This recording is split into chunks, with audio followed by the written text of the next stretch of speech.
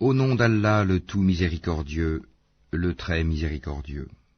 Ô prophète, crains Allah et n'obéis pas aux infidèles et aux hypocrites, car Allah demeure omniscient et sage. Et suis ce qui t'est révélé émanant de ton Seigneur, car Allah est parfaitement connaisseur de ce que vous faites. Et place ta confiance en Allah, Allah te suffit comme protecteur. Allah n'a pas placé à l'homme deux cœurs dans sa poitrine. Il n'a point assimilé à vos mères vos épouses, à qui vous dites en les répudiant, « Tu es aussi licite pour moi que le dos de ma mère ». Il n'a point fait de vos enfants adoptifs vos propres enfants. Ce sont des propos qui sortent de votre bouche. Mais Allah dit la vérité, et c'est lui qui met l'homme dans la bonne direction. Appelez-les du nom de leur père, c'est plus équitable devant Allah. Mais si vous ne connaissez pas leur père, alors considérez-les comme vos frères en religion ou vos alliés. Nul blâme sur vous pour ce que vous faites par erreur, mais vous serez blâmés pour ce que vos cœurs font délibérément. Allah, cependant, est pardonneur et miséricordieux. Le prophète a plus de droits sur les croyants qu'ils n'en ont sur eux-mêmes, et ses épouses sont leurs mères. Les liens de consanguinité ont dans les successions la priorité sur les liens unissant les croyants de Médine et les émigrés de la Mecque selon le livre d'Allah, à moins que vous ne fassiez un testament convenable en faveur de vos frères en religion. Et cela est inscrit dans le livre. Lorsque nous prîmes des prophètes leur engagement, de même que de toi, de Noé, d'Abraham, de Moïse et de Jésus, fils de Marie, et nous avons pris d'eux un engagement solennel, afin qu'Allah interroge les véridiques sur leur sincérité, et il a préparé aux infidèles un châtiment douloureux. Ô vous qui croyez, rappelez-vous le bienfait d'Allah sur vous quand des troupes vous sont venues et que nous avons envoyé contre elles un vent et des troupes que vous n'avez pas vues. Allah demeure clairvoyant sur ce que vous faites. Quand ils vous vinrent d'en haut et d'en bas de toutes parts, et que les regards étaient troublés, et les cœurs remontaient aux gorges, et vous faisiez sur Allah toutes sortes de suppositions, les croyants furent alors éprouvés et secoués d'une dure secousse. Et quand les hypocrites et ceux qui ont la maladie, le doute au cœur, disaient « Allah et son messager ne nous ont promis que tromperie ». De même, un groupe d'entre eux dit « Gens de Yathrib, ne demeurez pas ici, retournez chez vous ». Un groupe d'entre eux demande au prophète la permission de partir en disant « Nos demeures sont sans protection », alors qu'elles ne l'étaient pas, ils ne voulaient que s'enfuir. Et si une percée avait été faite sur eux par les flancs de la ville, et qu'ensuite on leur avait demandé de renier leur foi, ils auraient accepté, certes, et n'auraient guère tardé, tandis qu'auparavant ils avaient pris l'engagement envers Allah qu'ils ne tourneraient pas le dos. Et il sera demandé compte de tout engagement vis-à-vis d'Allah. Dis, jamais la fuite ne vous sera utile si c'est la mort sans combat ou le meurtre dans le combat que vous fuyez. Dans ce cas, vous ne jouirez de la vie que peu de temps. Dis, quel est celui qui peut vous protéger d'Allah s'il vous veut du mal ou s'il veut vous accorder une miséricorde? Et ils ne trouveront pour eux-mêmes en dehors d'Allah ni alliés, ni secoureurs.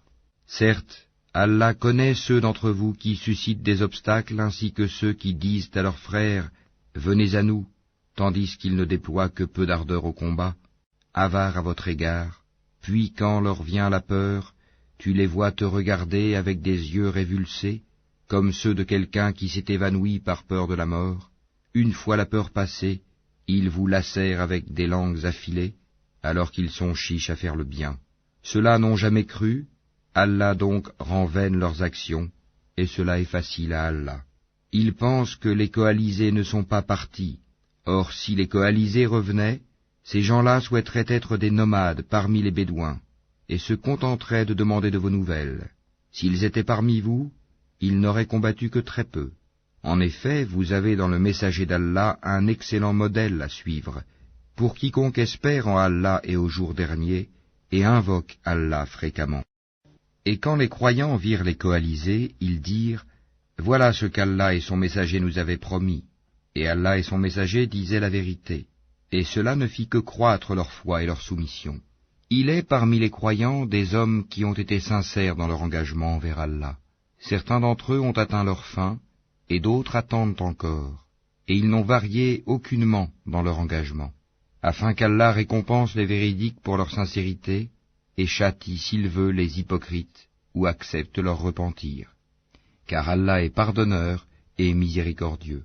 Et Allah a renvoyé avec leur rage les infidèles, sans qu'ils n'aient obtenu aucun bien, et Allah a épargné aux croyants le combat. Allah est fort et puissant. Et il a fait descendre de leurs forteresses ceux des gens du livre qui les avaient soutenus, les coalisés, et il a jeté l'effroi dans leur cœur. Un groupe d'entre eux vous tuiez, et un groupe vous faisiez prisonniers.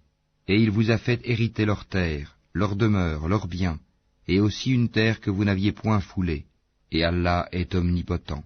Ô prophète, dis à tes épouses, si c'est la vie présente que vous désirez et sa parure, alors venez, je vous donnerai les moyens d'en jouir, et vous libérerai par un divorce sans préjudice. Mais si c'est Allah que vous voulez, et son messager, ainsi que la demeure dernière, Allah a préparé pour les bienfaisantes parmi vous une énorme récompense. Ô femmes du prophète, celle d'entre vous qui commettra une turpitude prouvée, le châtiment lui sera doublé par 2 fois, et ceci est facile pour Allah. Et celle d'entre vous qui est entièrement soumise à Allah et à son messager et qui fait le bien, nous lui accorderons 2 fois sa récompense, et nous avons préparé pour elle une généreuse attribution. Ô femmes du prophète, vous n'êtes comparables à aucune autre femme. Si vous êtes pieuse, ne soyez pas trop complaisante dans votre langage, afin que celui dont le cœur est malade, l'hypocrite, ne vous convoite pas, et tenez un langage décent. Restez dans vos foyers, et ne vous exhibez pas à la manière des femmes d'avant l'islam, Jahiliya, accomplissez la salat, acquittez la zakat, et obéissez à Allah et à son messager. Allah ne veut que vous débarrasser de toute souillure, ô gens de la maison du prophète, et veut vous purifier pleinement. Et gardez dans vos mémoires ce qui, dans vos foyers, est récité des versets d'Allah et de la sagesse. Allah est doux et parfaitement connaisseur. Les musulmans et musulmanes, croyants et croyantes, obéissants et obéissantes, loyaux et loyales, endurants et endurantes, craignants et craignantes, donneurs et donneuses d'aumônes, jeûnants et jeûnantes, gardiens de leur chasteté et gardiennes, invocateurs souvent d'Allah et invocatrices, Allah a préparé pour eux un pardon et une énorme récompense. Il n'appartient pas à un croyant ou à une croyante, une fois qu'Allah et son messager ont décidé d'une chose, d'avoir encore le choix dans leur façon d'agir. Et quiconque désobéit à Allah et à son messager, s'est égaré, certes, d'un égarement évident. Quand tu disais à celui qu'Allah avait comblé de bienfaits, tout comme toi-même l'avais comblé, garde pour toi ton épouse et crains Allah, et tu cachais en ton âme ce qu'Allah allait rendre public, tu craignais les gens et c'est Allah qui est plus digne de ta crainte. Puis quand Zayd eut cessé toute relation avec elle, nous te la fîmes épouser, afin qu'il n'y ait aucun empêchement pour les croyants d'épouser les femmes de leurs fils adoptifs, quand ceux-ci cessent toute relation avec elles. Le commandement d'Allah doit être exécuté. Nul grief à faire au prophète en ce qu'Allah lui a imposé, conformément aux lois établies pour ceux qui vécurent antérieurement. Le commandement d'Allah est un décret inéluctable. Ceux qui communiquaient les messages d'Allah le craignaient et ne redoutaient nul autre qu'Allah, et Allah suffit pour tenir le compte de tout. Mohammed n'a jamais été le père de l'un de vos hommes, mais le messager d'Allah est le dernier des prophètes. Allah est omniscient. Ô vous qui croyez, évoquez Allah d'une façon abondante, et glorifiez-le à la pointe et au déclin du jour. C'est lui qui prie sur vous, ainsi que ses anges, afin qu'il vous fasse sortir des ténèbres à la lumière, et il est miséricordieux envers les croyants. Leur salutation au jour où ils le rencontreront sera « Salam, paix », et il leur a préparé une généreuse récompense. Ô prophète, nous t'avons envoyé pour être témoin, annonciateur, avertisseur, appelant les gens à Allah par sa permission, et comme une lampe éclairante. Et fais aux croyants la bonne annonce qu'ils recevront d'Allah une grande grâce. Et n'obéis pas aux infidèles et aux hypocrites. Ne prête pas attention à leur méchanceté, et place ta confiance en Allah, et Allah suffit comme protecteur. Ô vous qui croyez, quand vous vous mariez avec des croyantes et qu'ensuite vous divorcez d'avec elles avant de les avoir touchées, vous ne pouvez leur imposer un délai d'attente. Donnez-leur jouissance d'un bien et libérez-les par un divorce sans préjudice. Ô prophète, nous t'avons rendu licite tes épouses à qui tu as donné leur mar, dot, ce que tu as possédé légalement parmi les captives ou esclaves qu'Allah t'a destinées, les filles de ton oncle paternel, les filles de tes tantes paternelles, les filles de ton oncle maternel, et les filles de tes tantes maternelles, celles qui avaient émigré en ta compagnie, ainsi que toute femme croyante si elle fait don de sa personne au prophète, pourvu que le prophète consente à se marier avec elle. C'est là un privilège pour toi, à l'exclusion des autres croyants. Nous savons, certes, ce que nous leur avons imposé au sujet de leurs épouses et des esclaves qu'ils possèdent, afin qu'il n'y eût donc point de blâme contre toi. Allah est pardonneur et miséricordieux. Tu fais attendre qui tu veux d'entre elles, et tu héberges chez toi qui tu veux. Puis il ne t'est fait aucun grief si tu invites chez toi l'une de celles que tu avais écartées. Voilà ce qui est le plus propre à les réjouir, à leur éviter tout chagrin et à leur faire accepter de bon cœur ce que tu leur as donné à toutes. Allah sait cependant ce qui est en vos cœurs, et Allah est omniscient et indulgent. Il ne t'est plus permis désormais de prendre d'autres femmes, ni de changer d'épouse, même si leur beauté te plaît, à l'exception des esclaves que tu possèdes. Et Allah observe toutes choses. Ô vous qui croyez, n'entrez pas dans les demeures du prophète, à moins qu'invitation ne vous soit faite à un repas sans être là à attendre sa cuisson. Mais lorsqu'on vous appelle, alors entrez, puis, quand vous aurez mangé, dispersez-vous sans chercher à vous rendre familier pour causer. Cela faisait de la peine au prophète, mais il se gênait de vous congédier, alors qu'Allah ne se gêne pas de la vérité. Et si vous leur demandez à ces femmes quelque objet, demandez-le leur derrière un rideau, c'est plus pur pour vos cœurs et leurs cœurs. Vous ne devez pas faire de la peine aux messagers d'Allah, ni jamais vous marier avec ses épouses après lui. Ce serait auprès d'Allah un énorme péché. Que vous divulguiez une chose ou que vous la cachiez, Allah demeure omniscient. Nul grief sur elles au sujet de leurs pères, leurs fils, leurs frères, les fils de leurs frères, les fils de leurs sœurs, leurs femmes de suite, et les esclaves qu'elles possèdent. Et craignez Allah, car Allah est témoin de toutes choses. Certes, Allah et ses anges prient sur le prophète. Ô vous qui croyez, priez sur lui, et adressez-lui vos salutations. Ceux qui offensent Allah et son messager, Allah les maudit ici-bas, comme dans l'au-delà, et leur prépare un châtiment avilissant. Et ceux qui offensent les croyants et les croyantes, sans qu'ils l'aient mérité, se chargent d'une calomnie et d'un péché évident. Ô prophète, dis à tes épouses, à tes filles, et aux femmes des croyants, de ramener sur elles leur grand voile. Elles en seront plus vite reconnues et éviteront d'être offensées.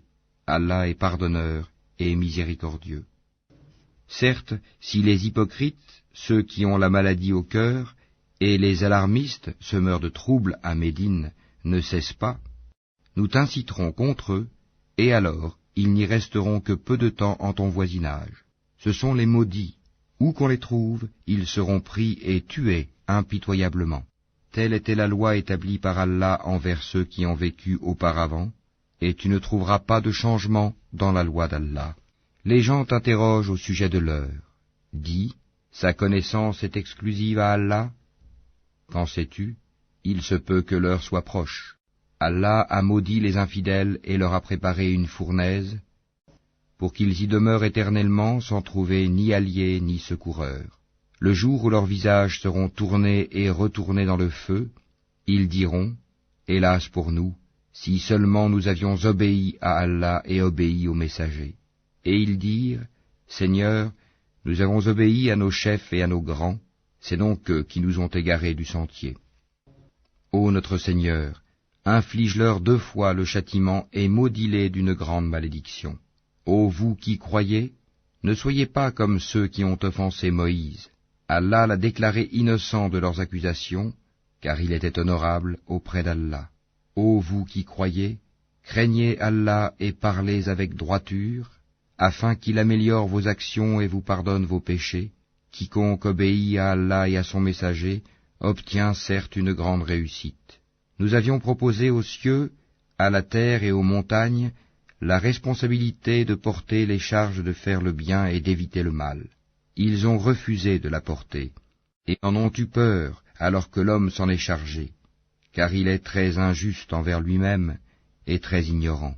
Il en est ainsi, afin qu'Allah châtie les hypocrites, hommes et femmes, et les associateurs et les associatrices, et Allah accueille le repentir des croyants et des croyantes.